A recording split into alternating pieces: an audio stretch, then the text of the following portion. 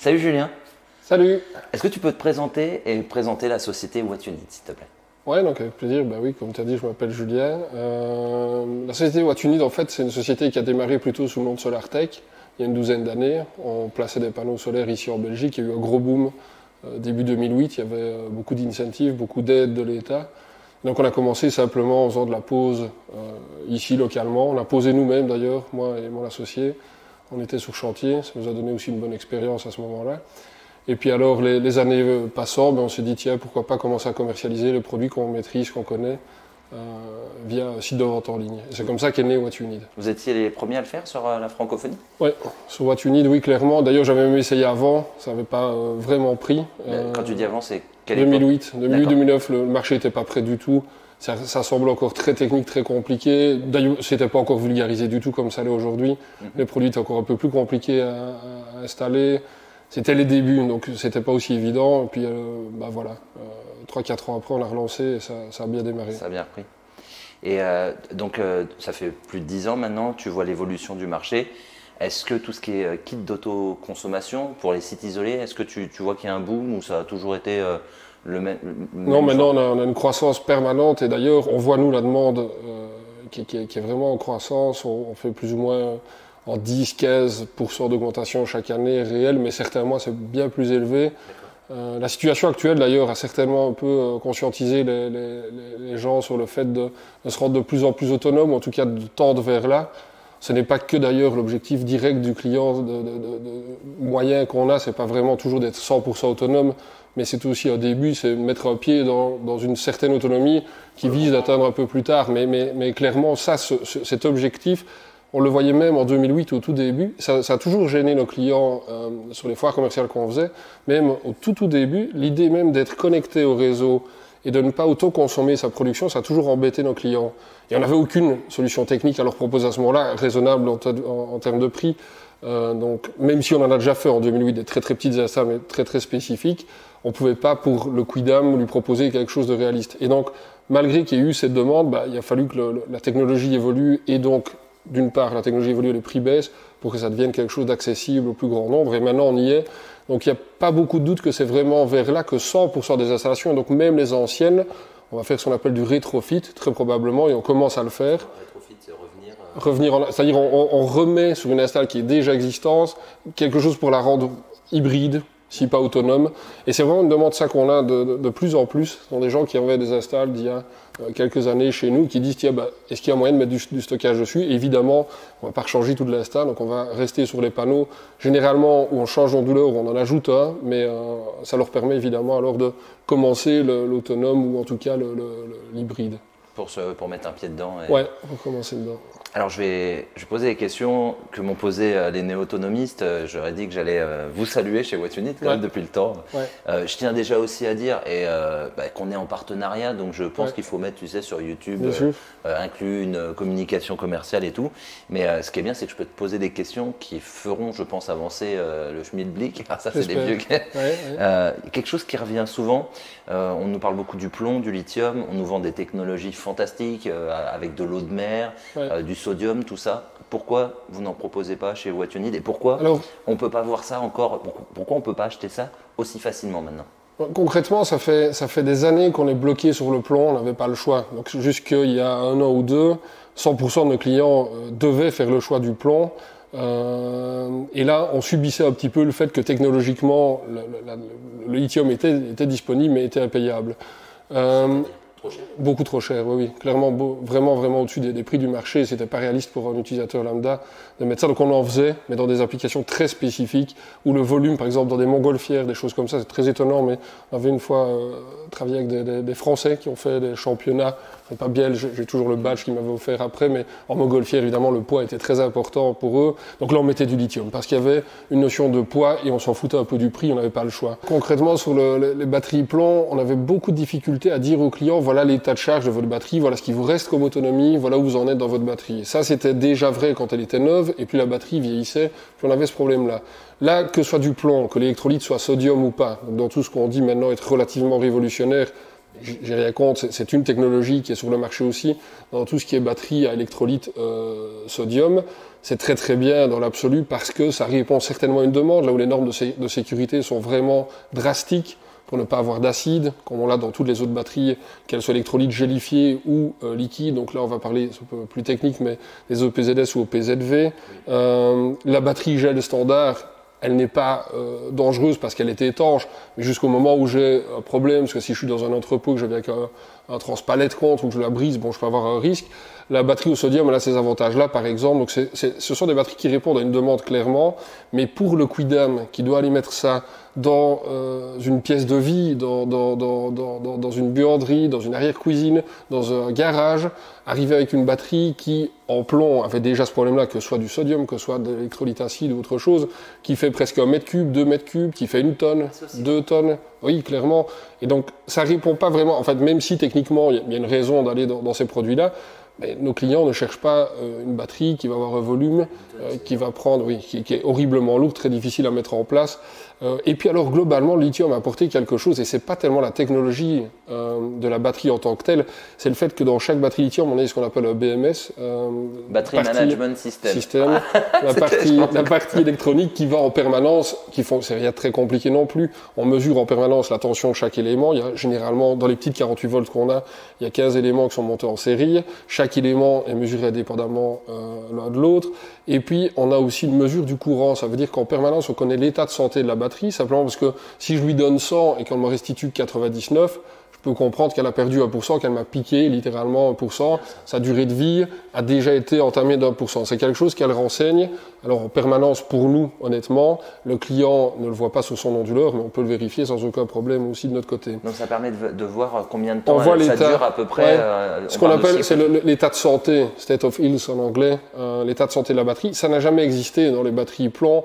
Ça existe sur des systèmes, mais c'est beaucoup moins précis. On va faire un état de santé global de la batterie. Ici, chaque batterie va vous donner par élément, donc s'il y en a 15 dans une batterie, on aura 15 fois les éléments qui sont mesurés indépendamment l'un de l'autre. Donc ça veut dire qu'aujourd'hui, c'est pris... Pourquoi on peut le faire, pourquoi on peut faire ça sur le lithium et pas sur le plomb? C'est quoi on ne pouvait pas mettre d'électronique dans le plomb? Alors si, on pourrait, ça existe. Le problème de l'électronique, d'abord, en plomb, le rendement de charge de la batterie est beaucoup plus faible que celui du lithium. Ça veut dire qu'il y a une marge d'erreur qui est largement, qui croît au fil des cycles.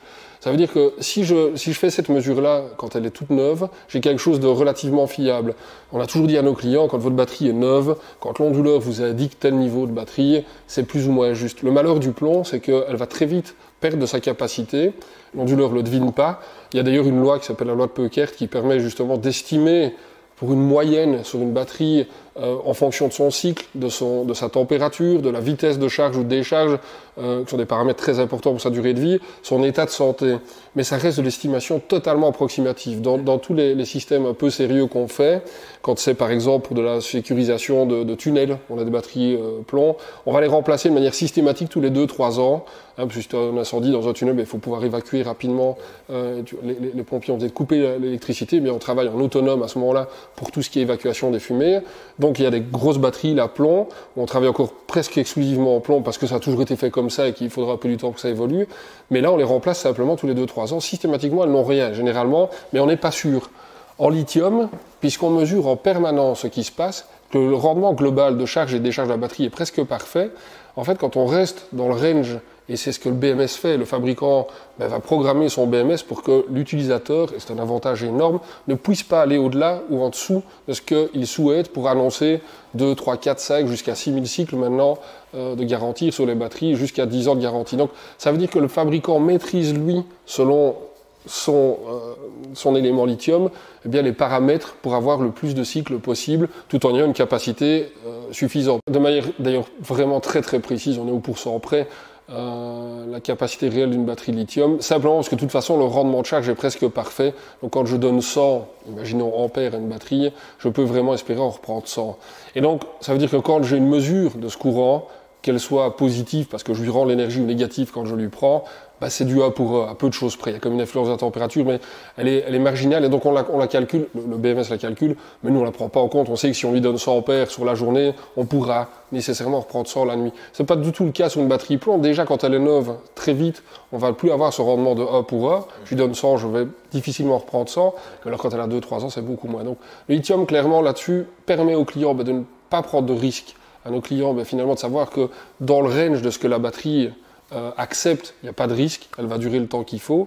Elle est protégée sur les vitesses et les courants de charge et de décharge. On n'a jamais eu ça en plomb parce que en plomb, nécessairement, on devrait respecter des charges et des décharges en 10 heures, que ce soit sodium, que ça vaut pour tout. La technologie plomb, que l'électrolyte soit sodium, qu'elle soit acide, donc tout ce qui est électrolyte acide ou gélifié, ça reste du plomb, même si on aime bien de mettre un nom commercial derrière pour dire tiens c'est génial, moi c'est une batterie au sodium, machin, ça reste quand même du plomb. Comme le lithium reste du lithium, on peut le faire en fer phosphate, on peut le faire en manganèse, on peut le faire avec beaucoup de... Et donc chaque fabricant peut décider de prendre un composant ou l'autre, mais au final, globalement, ça s'éloigne pas très fort technologiquement, en tout cas pour nous, par rapport à ce qu'on peut espérer de la batterie.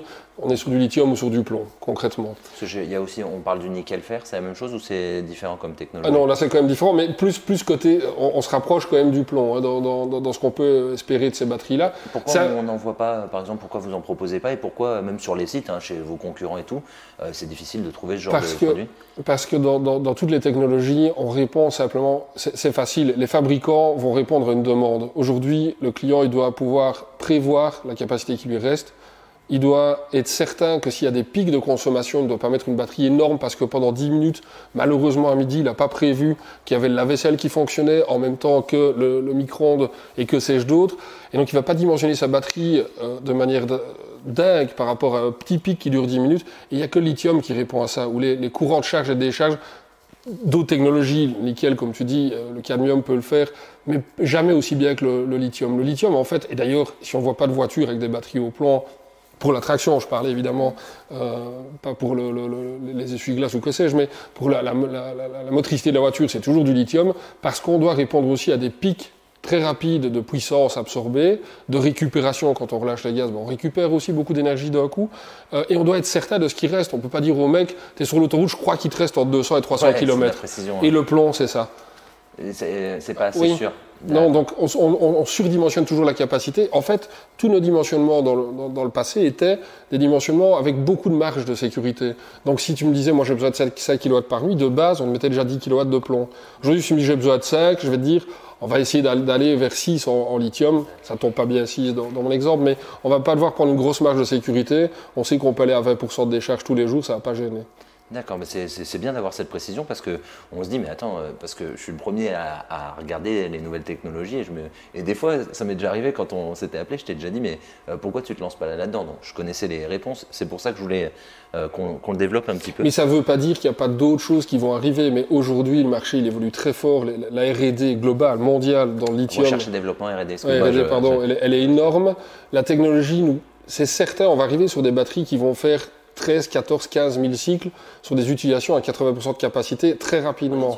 En lithium. Et donc, ça va être difficile d'aller contre ça. Je ne dis, moi, je suis pas chimiste, je ne sais pas ce qu'ils vont inventer. Et probablement qu'il y aura d'autres possibilités. Quand on dit lithium, je disais tout à l'heure, la cathode, elle n'est pas en lithium dans nos batteries. Généralement, donc la partie positive, elle est en carbone.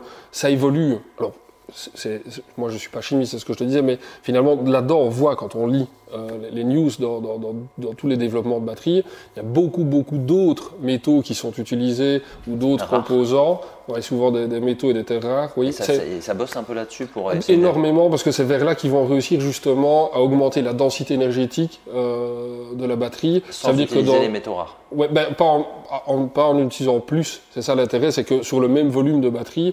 Il faut quand même se dire que le marché qui tire le plus le lithium, c'est l'automobile. On sait que ça va être énorme. Et dans une voiture, on a besoin de sécurité, de courant de décharge rapide, de courant de charge ultra rapide, On peut pas demander au mec d'aller 3 heures faire le plein de sa voiture quand il descend en vacances.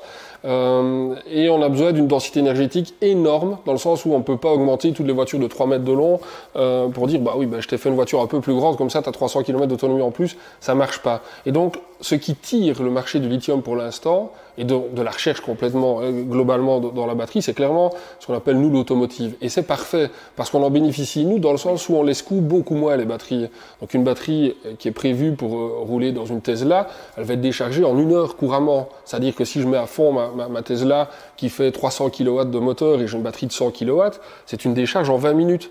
C'est pas raisonnable du tout, on fait jamais ça en solaire. Et notre avantage justement en solaire, c'est qu'on les secoue pas comme ça. On est beaucoup plus doux dans les charges de décharge, c'est très prévisible, on sait très bien que le soleil se lève le matin, se couche le soir, on sait que le client va avoir une pointe de 3-4 kW, mais on va dimensionner tout pour ne pas arriver justement dans ces extrêmes-là. Et c'est ce qui permet d'avoir quelque chose qui est vraiment, vraiment durable. Il n'y a rien d'idiot de penser que des batteries lithium vont faire vraiment une génération complète. Il y a vraiment des études qui vont dans ce sens-là. Alors, je dis pas que c'est le cas. Un humain, il achète une batterie, il l'amènera... C'est vraiment l'objectif clair du lithium, c'est d'arriver sur des cyclages qui permettraient de dépasser 20-30 ans de batterie. Il y a des recherches pour l'instant qui sont très, très concrètes. Ce n'est pas des recherches où on espère que ça va le faire. On pense vraiment que ça va arriver au Japon, par exemple, dont je t'en parlais, qui est vraiment ultra intéressante. En gros, ils ont supprimé l'effet, on appelle ça des dendrites, quand la batterie se décharge profondément, il y a entre la cathode et l'anode une sorte de cristal qui se crée, qui finit par faire un mini court-circuit, voire un court-circuit total entre le positif et le négatif de la batterie, donc il n'y a plus de tension, ça marche plus. Eh bien, ils ont réussi à stabiliser ça. C'est des trucs, si on arrive avec quelque chose de disponible sur le marché dans 2-3 ans avec ça, le fait de stocker sera presque une obligation pour presque tous les propriétaires de panneaux, parce que à partir du moment où tu dis que j'investis, d'accord, il y a toujours un peu de pollution. Chaque chose que je fais, si j'investis dans une batterie, dans quelque chose, il y a mais oui. Maintenant, si ta batterie est durable et qu'elle fait une vie, c'est beaucoup moins grave que si tu la changes tous les 3 ans. 5, et c'est l'avantage du lithium. Déjà aujourd'hui, on voit que les cyclages sont très longs, que ça réagit très très bien. Sur ce que vous proposez, c'est 4000, 5000 Pylontex, qu'ils ont, il est en ligne d'ailleurs sur la page du produit. On a un lien, il y a un organisme australien qui fait des tests, parce ils ont beaucoup besoin de batteries en Australie, font des tests de cyclage rapide, donc font 2 cycles par jour. Il suffit d'aller sur la Pylontech sur notre site pour le voir, il y a un petit lien. Il est remis à jour couramment et ils font des cycles rapides. Donc ils ont testé énormément de batteries, BYD, Tesla, toutes les grandes marques de batteries sont testées en permanence. Et donc on voit justement qu'eux, ils les secouent, parce qu'ils les chargent et les déchargent en 3 heures, on fait jamais. Et au bout de 2600 cycles, ils ont encore 86% de capacité dans la Pylontech. Ça veut dire que quand on va aller, nous, d'abord, on les décharge pas totalement tous les jours, on le fait pas 2 fois par jour, pas sur l'entièreté de la capacité. C'est très, très rassurant. C'est-à-dire que, moi, il pourrait être franc, quand on a commencé, on fait confiance aux fabricants, on a travaillé avec Optaker, on a travaillé avec... On dit 15 ans, il y a 12 ans que la boîte existe, je vais avoir du mal à donner une expérience de 15 ans, mais on est confiant, parce qu'on voit bien que dans tous les tests, on voit bien que nos clients qui ont 3-4 ans de lithium, on a 0 problème sur les batteries. On a eu 2-3 BMS qui ont claqué, ça arrive, c'est de l'électronique, on les remplace, ça redémarre, mais les éléments la batterie, juste non, l'électronique, le BMS, ce sont des cartes électroniques qui sont montées à l'avant de la batterie, c'est très facile, ce sont des connecteurs, il n'y a pas de soudure, il n'y a rien de compliqué à faire. On vérifie parce qu'on se connecte dessus pour voir ce qu'il y a eu comme compte d'erreur enregistré. Alors que c'est pas vraiment un souci, on pourrait très bien avoir un problème qui serait externe à la batterie en tant que telle. On vérifie que tout a l'air normal dans les paramètres, tout est logué. C'est aussi un des avantages énormes d'un BMS, c'est que 100% de ce qui se passe dans la batterie, c'est logué. Donc on n'a pas d'inconnu. Quand le client nous rend la batterie, on va pouvoir lui dire, bah oui, on pense que ça vient de là. On a vu qu'il y a eu... voilà. Mais la batterie se protège, même ça, c'est pas vraiment un souci. Honnêtement, ce qu'on a eu, c'est vraiment, je pense, des simples pannes électroniques. Il faut pas se leurrer, ça reste de l'électronique, donc on a de temps en temps des pannes, mais ça représente vraiment un fifre là de ce qu'on voit. Maintenant, on va parler un petit peu de comment on monte un système photovoltaïque. On a besoin de quoi? J'en parle très souvent sur la chaîne, mais j'aimerais bien que toi, tu puisses le développer. Un client qui veut venir, je vais te proposer plusieurs cas et tu vas me dire un petit peu ce que tu proposes. Là, je te propose un client qui arrive, qui a un petit budget, qui veut une yourte, une caravane, brancher son portable, son ordinateur portable quelques heures. Tu conseilles quoi en entrée de gamme d'intéressant et durable à quelqu'un qui t'appelle et qui a besoin de ça? Les plus petits systèmes qu'on fait ne sont pas toujours hybrides, c'est pas des ordinateurs hybrides, on peut très bien travailler avec des systèmes séparés, on va avoir simplement 2-3 panneaux, un contrôleur de charge, une batterie.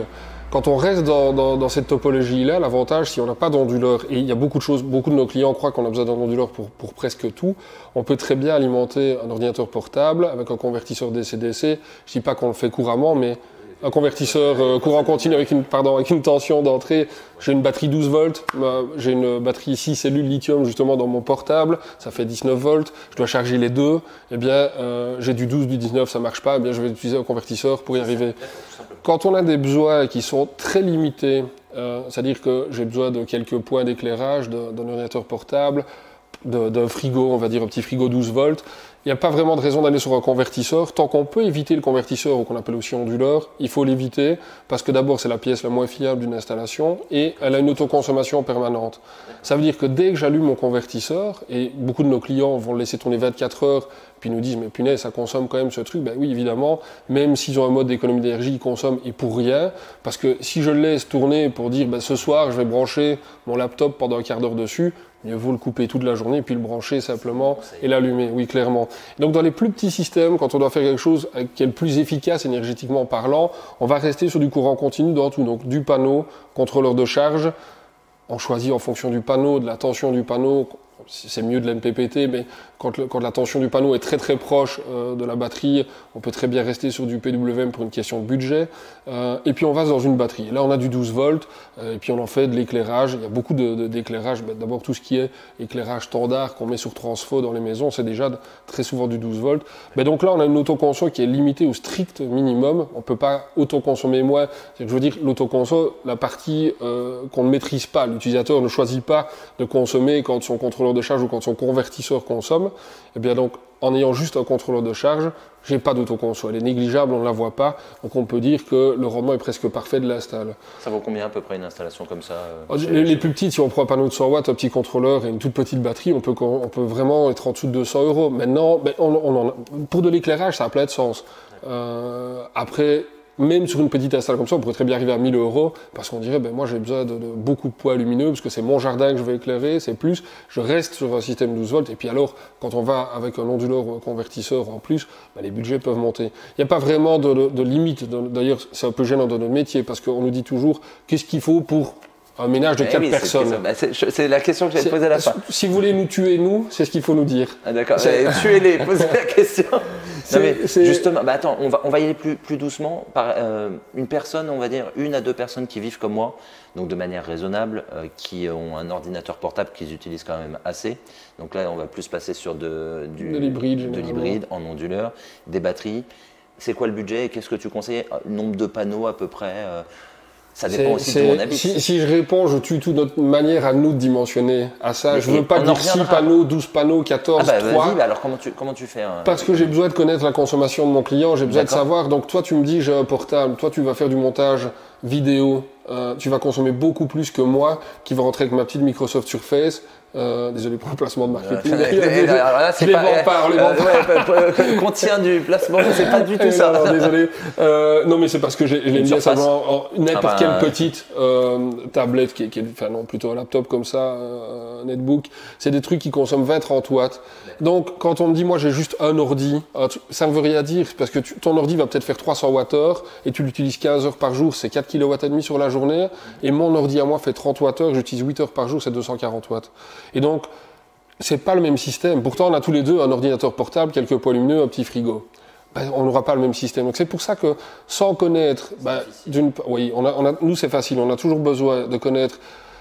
Alors, d'une part, la consommation, évidemment, pour savoir ce qu'on doit produire. De toute façon, dans un système, c'est très facile. Les panneaux produisent X. Donc, je vais avoir X panneaux en fonction de ce dont j'ai besoin. La batterie stock, ça ne dépend que de ce que je consomme de nuit. Quand tout est merveilleux, on a toujours besoin d'une batterie, mais si j'arrive à augmenter mon autoconsommation en journée par rapport à mon besoin de nuit, je vais mettre une batterie beaucoup plus faible. Et puis finalement, on a besoin d'un onduleur simplement parce que j'ai telle puissance absorbée en un moment donné et je dimensionne l'onduleur. Donc ça, c'est la manière de dimensionner un kit en tant que tel. Je mets X panneaux, une batterie avec tel stockage parce que de nuit ou certaines journées ou à des moments de la journée où l'ensoleillement est un peu plus faible, je compense et je lisse mes pointes avec la batterie.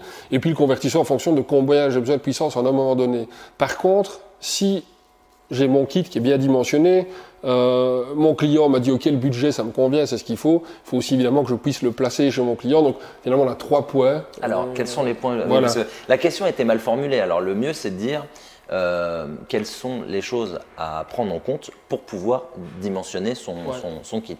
Alors, revenons en arrière, on l'a fait. C'est quoi en fait alors? Donc clairement, c'est ce que j'appelle le triangle qui fait que ça marche. On va avoir d'une part évidemment le besoin, on va avoir d'une part la place disponible où on le place sur une yourte. Tous les clients vont pas me dire on peut mettre 24 panneaux parce que j'ai besoin de beaucoup d'énergie, c'est une yourte, j'ai pas place pour mettre 24 panneaux, ça se met pas, j'ai pas un terrain énorme, je veux pas 24 panneaux. Bah oui, peut-être, mais même au sol, tout le monde n'a pas, c'est pas parce qu'on a une place au sol qu'on met 30 panneaux pour la cause. Donc on a besoin de savoir, tiens, ok, est-ce que si on arrive à un dimensionnement de 12 panneaux, ça vous semble cohérent? Vous allez me dire non, moi pas du tout, j'ai place pour 4 panneaux, j'en veux pas plus. Ok, pourquoi pas, on a aussi beaucoup de tiny, des choses comme on a vraiment une dimension. La place c'est important. Très souvent, beaucoup plus souvent que ce qu'on voudrait d'ailleurs. C'est dommage parce que ça permettrait de faire beaucoup mieux. Souvent sur une tiny, on est presque au-dessus de 5-6 panneaux, c'est très rare. Et ils auraient besoin très souvent d'un peu plus pour les périodes hivernales où on fait un peu moins de production, voire même beaucoup moins. Et puis évidemment le budget, parce que c'est génial d'avoir un système à 15 000 euros qui est super, mais si on a décidé d'investir 3-4 000 euros pour commencer son système, nous on doit savoir. Et c'est toujours à nos clients, les prix sont en ligne. On travaille pas à la tête du client, donc c'est pas parce que le client me dit moi j'aimerais bien ne pas dépasser 4 000 tu dis que ça, là je le place pour moi. Tu dis pas à la tête du client. Les abonnés s'ils passent en disant je suis l'archipel, je l'ai placé. Oui, à part tes abonnés. Non, mais globalement, on a besoin d'une idée de budget. Ça nous permet d'aller beaucoup plus vite, dans le bon sens, dans l'intérêt du client. Parce que clairement, nous, à un moment, si on fait tout un dimensionnement, qu'on travaille sur un projet pour un client, puis qu'on arrive avec un truc à 10 000 euros, qui dit mais attends, je comprends que c'est vers là qu'on devrait aller, mais c'est pas ce que j'ai envie d'investir maintenant. Ça sert à rien. On va faire tout le dimensionnement, on va recommencer à... Donc, l'important, c'est de savoir où on va et puis de se donner une possibilité peut-être de le faire évolutif. Si vraiment on se rend compte, évidemment, qu'aujourd'hui, on a un budget de 3-4 000 euros, c'est très bien, on va commencer, on va aller chercher une partie d'autonomie, on va devoir faire peut-être des concessions si on n'a pas la possibilité de faire autrement, mais ça veut dire qu'on aura débuté le système et puis on va le faire évoluer au fil des années. Par exemple, voilà quelque chose que lithium permet, qu'aucune autre technologie de batterie ne permettait, de remettre d'autres batteries en parallèle avec des plus anciennes. C'est ça qui est super intéressant. Oui. Les fabricants sont pas fans de l'idée qu'on dise au bout de 4 ans vous pouvez le faire. Sauf que nous on le teste, on le voit, in fine la différence elle est tellement infime en 2 batteries que même au bout de 3-4 ans, et donc on a dans le truc de test en bas des batteries qui sont très vieilles, en fait une batterie qui est plus ancienne risque de prendre plus de temps en fin de charge pour s'équilibrer qu'une récente. Mais à part ça, il n'y a pas une grosse différence. Je ne dis pas de mixer des batteries qui ont 10 ans et des batteries qui sont vraiment neuves, mais par contre, clairement dire aujourd'hui, et ça n'existait pas il y a quelques années, je vais mettre 1 ou 2 batteries, je sais que si je consomme beaucoup, je reçois des amis à la maison le soir, soit je EDF, et je vais repasser sur EDF parce que finalement ma batterie est vide, soit je suis vraiment autonome, je vais devoir un peu limiter la consommation cette nuit-là, et dans 2-3 ans, je vais pouvoir faire évoluer mon système, et ça c'est très très positif, ça n'existait pas il y a quelques années, on achetait un parc batterie, on définissait en fonction d'un budget, d'une place, de quelque chose, et puis alors on disait à nos clients, il va falloir tuer ce parc, donc videz-le jusqu'à 3, 4, 5, 6, 7, 8 heures d'autonomie sur la technologie plomb qu'on avait, et puis on le remplacera, mais on ne pouvait pas venir remettre des batteries neuves en parallèle avec des anciennes. Aujourd'hui, on le fait. C'est top parce que si quelqu'un a un budget limité, par exemple, ils viennent te voir, ils disent « bon, je consommerai beaucoup moins au début, mais après, quand j'aurai remboursé le système et que j'ai un peu d'argent, je peux le faire évoluer pour avoir plus de stockage. » Et puis globalement, dans notre domaine, et donc là je tue un peu notre marché en le disant, mais c'est réel, dans notre domaine, les prix diminuent presque constamment. Sur les panneaux, il faut plus s'attendre à ça, maintenant la technologie évolue, mais on est des panneaux à 100 euros, ça n'a plus vraiment bougé. Par contre, la batterie, il n'y a absolument aucun doute. Les capacités d'un onduleur, c'est-à-dire le fait qu'il soit mieux communicant, qu'il y ait une meilleure interaction avec l'utilisateur, tout évolue toujours de manière positive avec les années. Jamais vu un truc où on se disait tiens merde c'était mieux avant dans ce domaine-là. Donc ça sert à rien non plus d'aller trop vite quand on n'en a pas vraiment besoin, de s'endetter inutilement et faire du step by step là-dessus, c'est très très positif. On parle d'évolution et tout sur les systèmes. Il y a une personne qui m'a dit est-ce que c'est bien d'acheter un kit maintenant ou est-ce qu'il faut attendre 1 an ou 2? Est-ce qu'il y a des technologies qui seront beaucoup moins chères? La réponse moi que j'ai faite aux personnes, je leur ai dit mais quand tu achètes un ordinateur portable, il est puissant sur le coup et il est vite, de toute façon, vite has-been. Mais est-ce qu'en ce moment c'est intéressant Clairement, on a commencé il y a 12 ans, les gens payaient un panneau placé en Belgique, peut-être 2000 €, prix panneau placé. Un panneau de combien de watts à peu près? 200 watts. C'était impayable. Évidemment, c'est pour ça que le gouvernement avait mis en place un système pour encourager les gens à le faire et donner une rentabilité à un truc qui n'était pas. À ce moment-là, clairement, on était à 70 années. Le premier devis que j'avais fait, je m'en rappelle, parce que j'avais supprimé les aides. Et je me suis dit, avec ce que je le vends, au prix de l'énergie à ce moment-là, c'était 70 ans. Je pense que même aujourd'hui, si j'avais vendu comme ça, sans aide, on serait déjà aujourd'hui amorti, alors que j'avais imaginé 70. Tout simplement parce que l'énergie, chez nous, en tout cas en Belgique, mais je vous souhaite rien de mal, mais en France, ça vous arrive aussi, l'énergie va continuer à croître. Et puis, globalement, un système qu'on fait aujourd'hui, c'est permettre simplement de bloquer son coût énergétique aujourd'hui. Ça veut dire que si j'investis 5 000 €, imaginons que ça dure 5 ans, je vais payer mon énergie pendant 1 000 € par an pendant 5 ans. Après, ce sera gratuit. Si ça dure 10 ans, ce sera la moitié, et puis ce sera gratuit. Donc ça veut dire que même quand j'investis aujourd'hui dans un système, si je me dis finalement je vais commencer doucement, ce que je produis, c'est quelque chose qui sera toujours gratuit. Moi, je dis toujours à mes clients, d'une certaine manière, il y a une notion d'amortissement, bien entendu, dans tout ce qu'on fait. Ça reste quelque chose, on a une moitié de nos clients qui le fait pour geste écologique, c'est merveilleux, mais on a quand même, très honnêtement, une bonne moitié, même aurais-je dû dire, qui vont le faire aussi parce que simplement, ils y voient un intérêt financier. Quand on me dit, mais quoi, 5 ans, 6 ans, c'est un amortissement, c'est cohérent, moi j'ai l'impression qu'aujourd'hui, si on a un peu d'argent, je dis pas d'aller s'endetter ou de prendre des risques pour ça, mais investir aujourd'hui, sachant que de toute façon on n'est pas bloqué dans le temps et dans l'évolution, c'est simplement aujourd'hui décider d'investir X qu'on a ou qu'on emprunte ou qu'on souhaite mettre dedans. Mais ça n'augmentera pas. Et non, ça ne bougera jamais, on ne va jamais arriver plus cher. Donc les coûts du réseau ne font qu'augmenter. Et aujourd'hui, notre client qui investit dans son énergie, lui, il dit, moi, mes coûts du réseau, je les définis moi-même aujourd'hui. Et donc, mes clients qui ont fait ça, avec l'énergie qui était 2 fois moins chère il y a 12 ans, ils ont 2 fois plus de rentabilité annuelle aujourd'hui. La décroissance des panneaux qu'on annonçait quand on a commencé, parce que c'est ce que tous les fabricants donnaient, on dit un panneau, c'est quoi, 20 ans et on annonçait à la base 1% de perte par année. Et donc les fabricants d'ailleurs devaient garantir sur le marché européen, ils doivent toujours garantir 20% au bout de 25 ans, 80%, pardon, 20% de perte maximum. La réalité, on est en dessous de ça, on est même plutôt proche, même de plus en plus proche des 0,5% de perte annuelle. Ça veut dire que quand on investit dans du solaire, pour la partie panneau, il y a un risque qui est très très très très faible. Moi je dis toujours à nos clients, il y a tellement longtemps qu'on en vend des dizaines de milliers de panneaux par an et on a excessivement peu, mais quand je dis excessivement peu, ça m'embête d'ailleurs jusqu'à 3-4 ans, je veux dire 0 panneau en panne, ça arrive, on a eu 1 ou 2 panneaux, c'est d'ailleurs presque toujours des problèmes de connecteurs, d'autres choses, mais sur du panneau rigide, avec verre tout à fait standard, il y a très peu de casse, il y a très peu de pertes, excessivement peu, c'est négligeable. C'est-à-dire que quand on investit là-dedans, oui, on pourra attendre 2 ans que ça diminue, que ça augmente, mais celui qui attend 2 ans, il continue à payer son énergie, il continue à être dépendant d'un réseau, après il peut apprécier ou pas, mais si on veut se rendre de plus en plus autonome, mais plus vite on le fait, plus vite justement on va amortir aussi et pouvoir continuer à faire progresser si on le souhaite son installation et se rendre plus. Et puis comme toi, pourquoi pas aller dans l'eau, dans d'autres choses, on n'est pas obligé d'aller que dans le solaire, je vais dire, hein, mais voilà. On en vient. On va pouvoir évoluer et c'est tant mieux quand la partie énergie elle est gérée, c'est merveilleux. Après on va pouvoir mettre une chaudière à bois, on peut faire beaucoup de choses. Et beaucoup de nos clients justement vont faire un package qui va les amener à une autonomie de plus en plus totale, mais c'est pas une autonomie non plus dans le sens, moi j'aime pas la notion, ça me regarde pas, mais globalement le côté je suis autonome, c'est mon énergie à moi, je la comprends, j'imagine, mais c'est même bien de savoir que un bâtiment, une maison, une famille arrive à produire elle-même ce dont elle a besoin. Et ça devrait, malheureusement, c'est plus le cas, on est plus dans cette logique-là aujourd'hui, mais on revient un peu vers là. Et justement, le solaire, plus vite on le fait, plus vite on va aller vers là, on va pouvoir s'occuper de la partie énergie et puis continuer rapidement. Oui. Quand on l'installe dès maintenant, on commence déjà à faire des... Dans 5-6 ans, on est sûr de déjà être très probablement à l'amortissement et en-delà de ça, simplement, plutôt que de payer sa facture d'électricité, on a payé ses panneaux solaires. On parle de choses qui fâchent ? Allez, on va parler de l'éolien. Oui. T'en penses quoi ? Moi, je te donne vraiment mon retour. Ouais. J'ai testé, vous m'avez permis de tester une éolienne.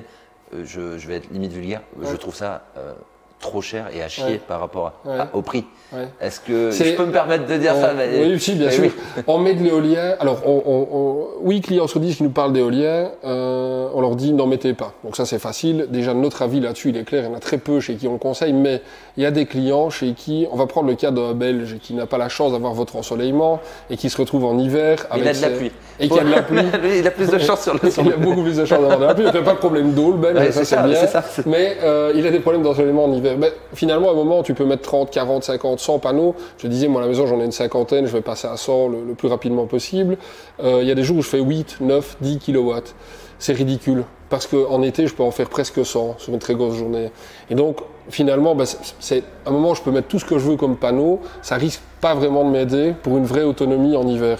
Et donc, si je ne cherche pas, alors là, c'est tout la façon qu'on disait auparavant, pour le petit éolien, on parle pas ici du grand éolien. C'est quoi la différence tout ce qui est en dessous de 24 mètres, les petites éoliennes résidentielles, il y a des puissances entre 0, 5, max 10 kW.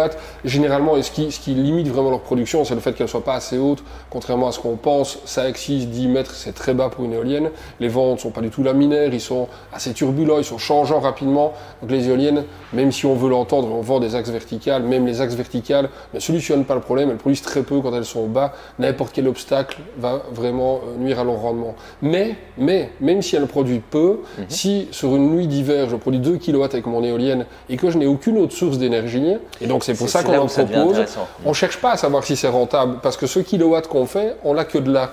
Et donc, soit je mes 2 kW de l'éolienne parce qu'elle a bien voulu me le faire, soit j'ai rien. Eh bien, si c'est... Au mieux un peu que... C'est ça ou rien. Donc aucune rentabilité sur une éolienne, c'est plus dans un besoin, pour reprendre ce que tu dis, c'est vraiment dans un besoin d'énergie. Par exemple, en site isolé, quand on n'a pas le choix, en plein hiver, quand ça ne produit pas, là, ça devient intéressant pour la production, mais jamais en rentabilité. Jamais, moi je veux pas être si... C'est peut-être dur de dire ça parce que j'imagine bien le fabricant qui se bat pour vendre son truc. Il y a certainement... Non mais on a vu... Moi-même j'en ai acheté une horriblement chère qu'on vend d'ailleurs sur le site, les Brown. Horriblement, c'est peut-être un peu dur à dire, mais on les vend, elles sont chères. J'en ai acheté une, on l'a mise chez mes parents, on a été très déçus. Vraiment très déçu du rendement. Je parle pas de rendement financier, c'était pas amortissable. Mais on a même été déçu un peu de la production. Et ceci dit, c'est ce que je dis. Oui, on était déçu de la production parce qu'on se disait de manière annuelle c'est ridicule. Mais la réalité, c'est que quand les panneaux faisaient vraiment rien du tout, mais rien, les panneaux faisaient l'équivalent d'une demi-heure de production par jour. C'est facile à dimensionner, c'est quelque chose que tes followers risquent de te demander aussi. Un panneau en France, il produit en hiver généralement, je vais faire la France, un grand pays, donc c'est pas, on pourrait le faire plus juste, mais globalement, il produit 2 heures par jour en hiver et 4 heures par jour en été, un peu plus. Ça veut dire, ça choque toujours un peu, on s'attend beaucoup plus, mais c'est ça. Si je mets 1000 watts de panneaux, ben je vais faire en 2 kilowatts par jour, donc 2000 watts par jour de production en hiver et 4-5 en été. Évidemment, si je suis en Corse, je risque d'avoir plutôt du 4-5 toute l'année. En tout cas, avoir une différence qui est plus faible. Je préviens juste, ce qui est drôle, c'est que là, on est dans les locaux de What's You Need et vous avez aussi le hangar juste à côté. Donc, si les gens vous entendez du bruit, ne vous inquiétez pas, il y a tout sur place. Hein, c'est pour ça que c'est. Parce qu'on entend, non, pas de souci, non, mais que les gens sachent, ils vont se dire, mais ils sont où là? Il y a le hangar, il y a tout, donc ça charge en même temps et tout. Mais tant mieux. Et excuse-moi. Et donc tout ça, pour clôturer cette partie, en gros, simplement, quand on va produire les 2-3 kW sur une journée où les panneaux vont faire 3 fois rien, finalement, ils produisent. L'éolienne finit par produire autant que les panneaux en hiver certains jours, et c'est les jours où on en a vraiment besoin. Donc c'est complémentaire, mais on ne va pas parler d'amortissement financier, on va simplement se dire, est-ce que j'ai le choix entre ça ou un groupe électrogène? Et puis si je suis un peu dans une logique d'autonomie, d'écologie, le groupe électrogène, et des fois on n'a pas le choix, et même souvent, mais c'est pas ce qu'il y a de plus propre, c'est pas génial, je veux dire, voilà. Puis ça coûte pas 2 francs dessous non plus, il y a l'entretien, il y a du gasoil, bon voilà. Donc l'éolien, moi je dirais que si on oublie une notion de, tiens, je te donne 3000 pour une éolienne, j'aimerais bien les retrouver sur mon compte dans 10 ans, oui d'accord, ça marchera pas, mais par contre ça rend de bons services. Mais on ne cherche pas un amortissement direct. Et tu me parlais des groupes électrogènes, des fois c'est pas compatible avec. C'est assez complexe aussi. Oui, parce que les onduleurs maintenant sont de plus en plus précis et donc tous les groupes ne sont pas compatibles. On a des problèmes avec certains groupes qui sont un peu sous-dimensionnés. Donc oui, il faut quand même là bien choisir le groupe. Et là, il vaut mieux nous demander conseil. Là, parce qu'on doit regarder en fonction de l'onduleur et de la puissance des onduleurs, de la technologie de l'onduleur, que ce soit de l'online ou pas. Mais donc là, oui, il faut. Sur ceux que vous proposez, les gros, genre WKS, on a 2-3 modèles qui vont très bien, mais même sur les modèles les moins chers qu'on ait qui vont avec, très souvent on doit faire du paramétrage évidemment côté onduleur, mais même sur le groupe, et c'est pas du paramétrage très fin, on va jouer sur le ralenti, on va essayer de stabiliser le courant, parce qu'un onduleur a besoin d'un courant qui est beaucoup plus propre qu'une foreuse, qu'une visseuse, que sais-je, là où c'est beaucoup moins critique. Donc sur l'onduleur, on doit quand même arriver avec quelque chose d'assez propre en sortie. Malheureusement, à part si on met 5000 € dans un groupe, on n'a pas toujours quelque chose qui est vraiment parfait, 230 volts, 50 Hz, dans toutes les plages de puissance, parce que après régler un groupe électrogène qui soit parfait à 50% de régime, c'est facile, relativement facile, mais pour qu'il reste parfait à 10% et à 90%, c'est déjà beaucoup plus difficile. D'accord, donc c'est là où, moi je le dis souvent, on peut aller en Chine acheter le matériel soi-même et tout, mais si après on n'a pas la capacité de comprendre et tout, c'est ce que vous apportez chez Watt-Unit pour pouvoir aider, assister les utilisateurs. On arrive même à aider les gens qui ne nous disent pas que ça ne vient pas de chez nous, mais maintenant on commence à être fort pour détecter justement. C'est quoi votre nom?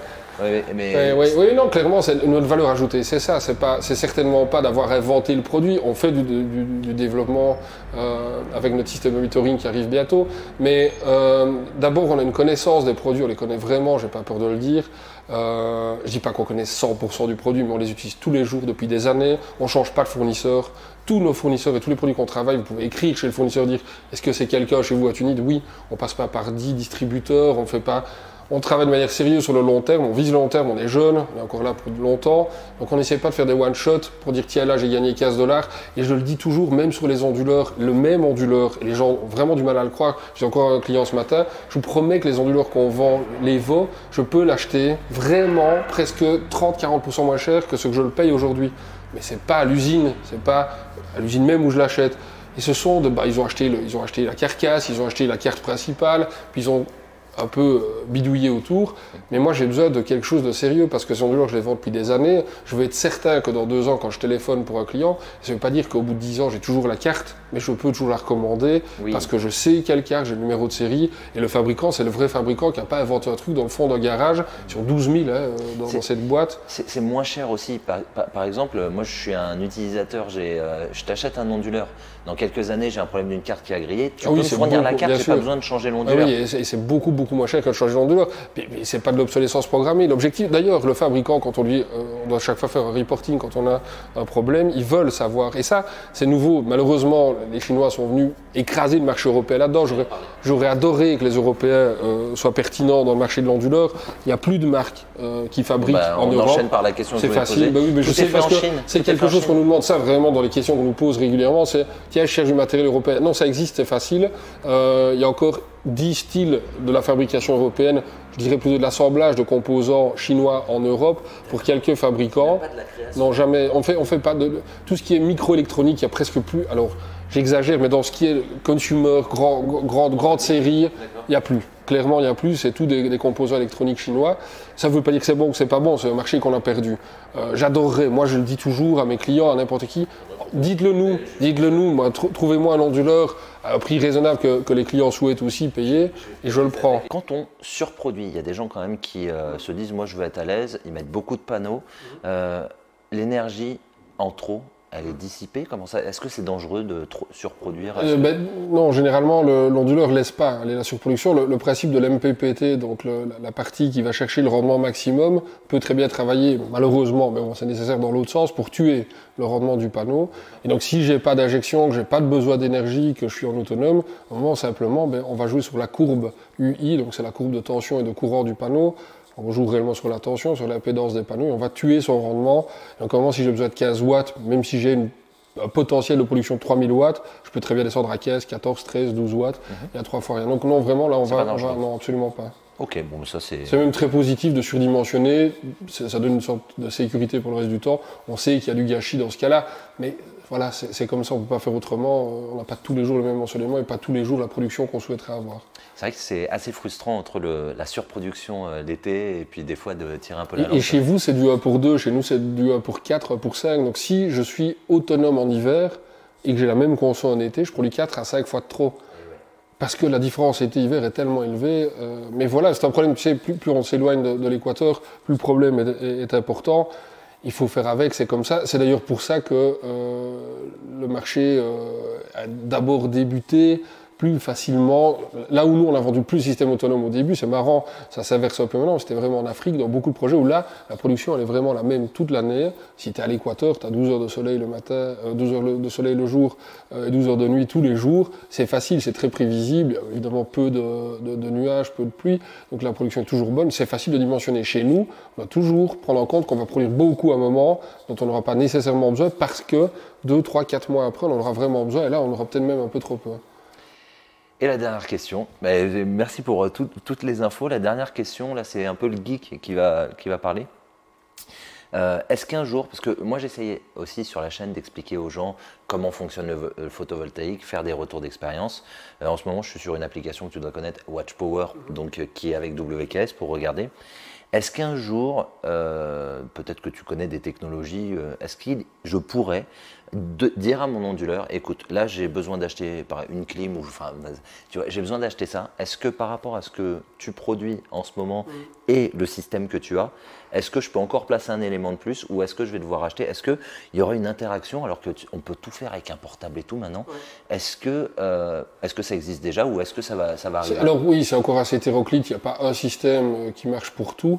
C'est vraiment un des pôles de développement du photovoltaïque, ça va être ça, c'est ce qu'on appelle globalement du smart grid, c'est gérer justement en fonction de la disponibilité. Si on a un produit, on ne vend pas énormément, mais il est en ligne, pour donner l'exemple qui répond déjà à ça, c'est le Solar Eye Boost, qui est un produit qui, en fonction de ta production, va augmenter ou diminuer la puissance consommée par la résistance qui est dans ton cumulus pour effacer ton surplus. Ça, c'est une manière très facile qui existe déjà maintenant.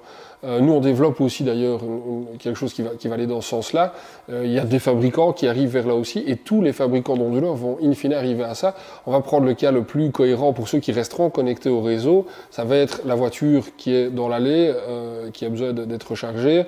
Eh bien, je vais pas la recharger tous les jours parce que finalement j'ai une capacité de batterie qui me permet de faire beaucoup plus que ce dont j'ai besoin sur la journée de route, de trajet que je vais faire. Et donc en fonction de ma surproduction solaire, je vais pouvoir stocker le surplus vers la batterie. Des chargeurs de batterie, il y a un fabricant français, je ne sais plus le nom, mais je sais qu'un fabricant français pour qui on a déjà fourni du matériel, proposé ce genre de système.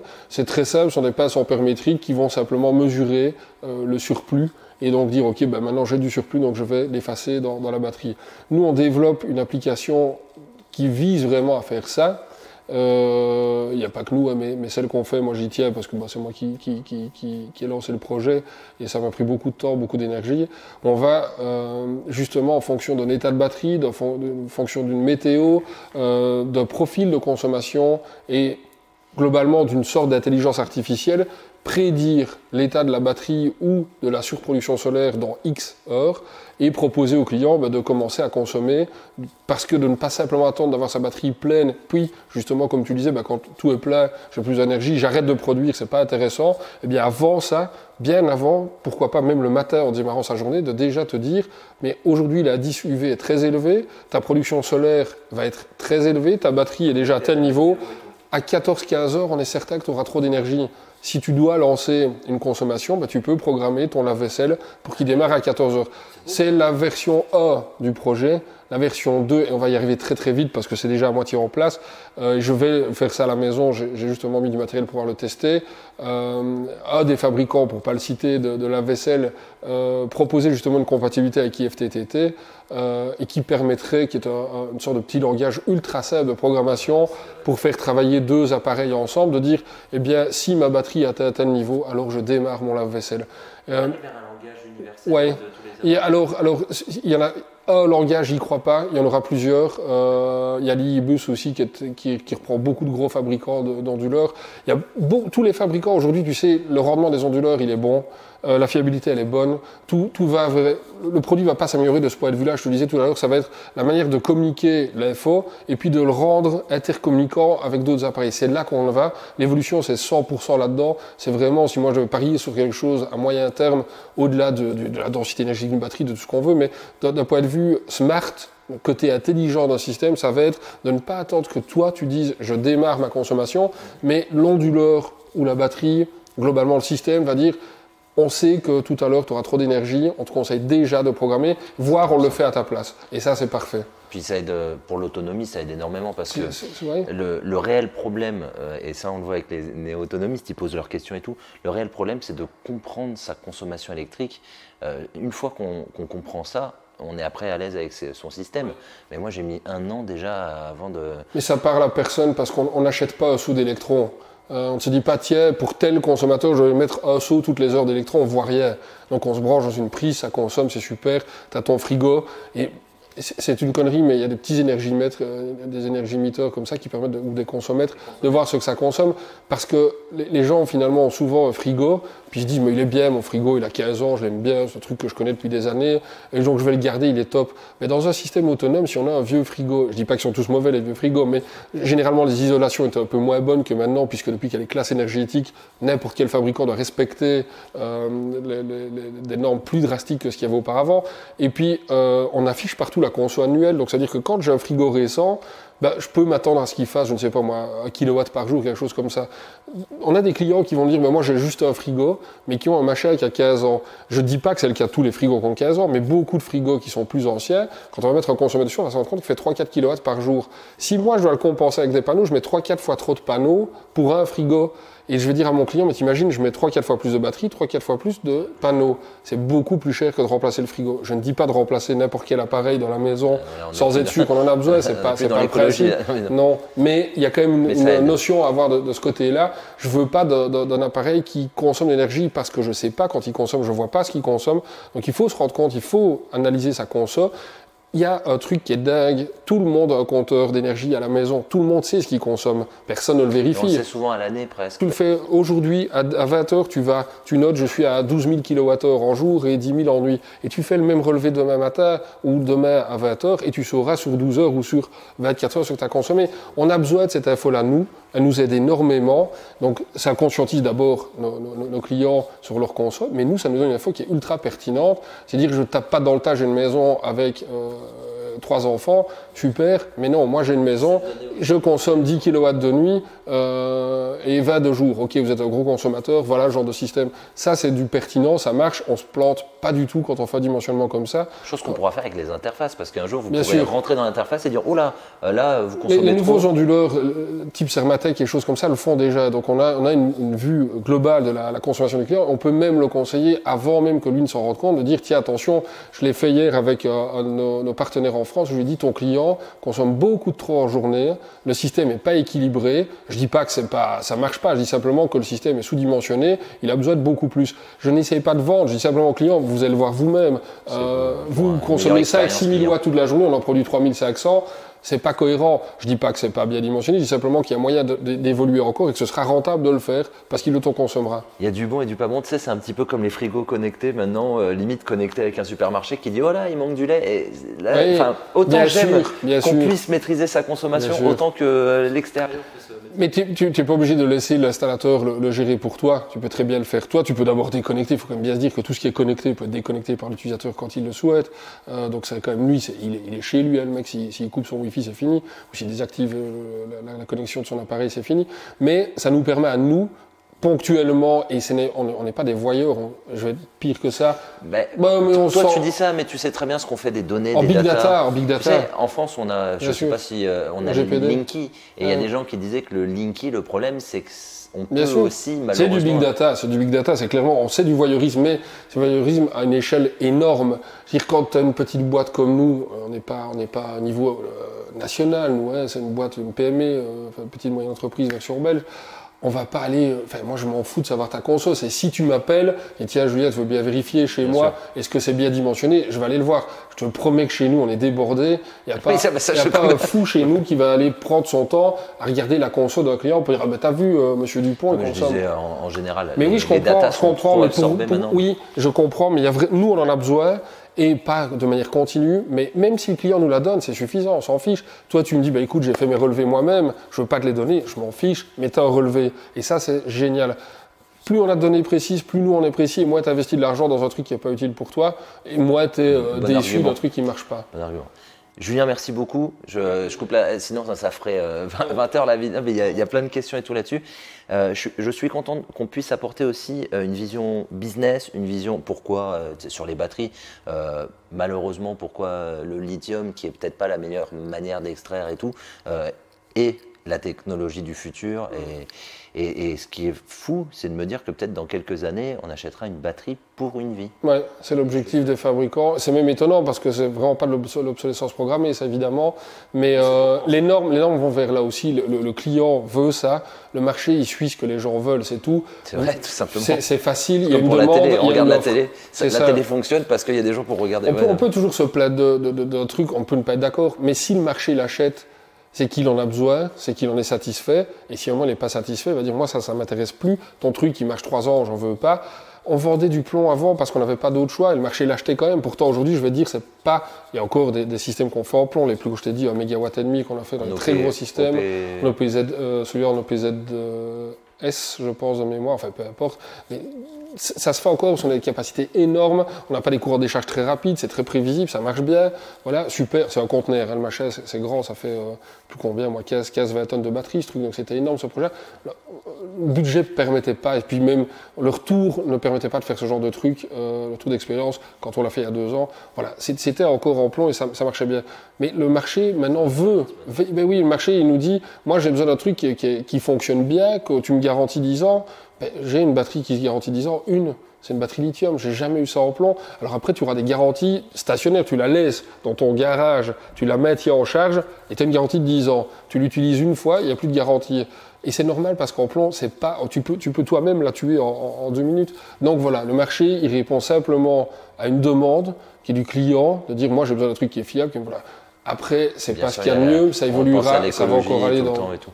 C'est quelque chose qui revient, qui revient. Mais les énergies grises dans notre métier, généralement, elles sont amorties très rapidement. On parle très souvent de moins de 3-4 ans. Il y a débat là-dessus. On en a eu des très grands en Belgique d'ailleurs. Il faut de CO2 entre la création pour l'envoyer et tout. Oui, parce que mine de rien, on a parlé de la Chine. La Chine, c'est catastrophique dans le sens où la fabrication c'est une chose, mais il y a le transport. On est reparti, mais j'adore. Mais vas-y, continue. Non, mais c'est super intéressant. Mais quand tu as le transport, quand tu prends ces gros tankers qui se promènent là, au travers des océans et qui polluent, je ne sais plus combien de tonnes à l'heure, ou on ne peut pas dire à la minute, c'est dégueulasse. De milliers de voitures. Mais en même temps, on peut se plaindre de ça. Mais soit sinon, on consomme plus et on vit dans les bois. Bon, voilà. Moi, je dis, ok, le mec qui vit à poil toute l'année, il a raison, il peut le faire, c'est bien, voilà. Mais on a tous consommé quelque chose. On doit améliorer, toujours viser l'amélioration de ce qu'on fait. Et donc, on progresse. C'est le principe même de notre existence. On doit progresser. C'est la même chose dans nos énergies. Vu qu'il y a un coût énergétique à tout, même sur le transport, dans tout, ça se reflète sur le coût du produit. Bien, tant mieux, ça permettra peut-être à des fabricants plus proches de venir avec une solution qui écologiquement sera meilleure, et tant mieux, ce sera l'évolution. Et si le marché est demandeur, ça marchera, c'est tout. Moi, aujourd'hui, j'attends simplement que le marché évolue aussi vers là, et je le dis haut et fort, dès qu'on a un fabricant qui me dit, moi, je fabrique ton truc ici à 20 km sur un onduleur, je le fais moi-même 20% plus cher, je me battrai pour convaincre mes clients que c'est celui-là qu'il faut acheter. Mais j'ai pas cette possibilité-là aujourd'hui. On fait avec ce qu'on a, et c'est pas 100% optimum, mais c'est déjà beaucoup mieux que de ne rien faire. Merci pour cette honnêteté, merci pour les informations et à bientôt Julien. À bientôt. Merci.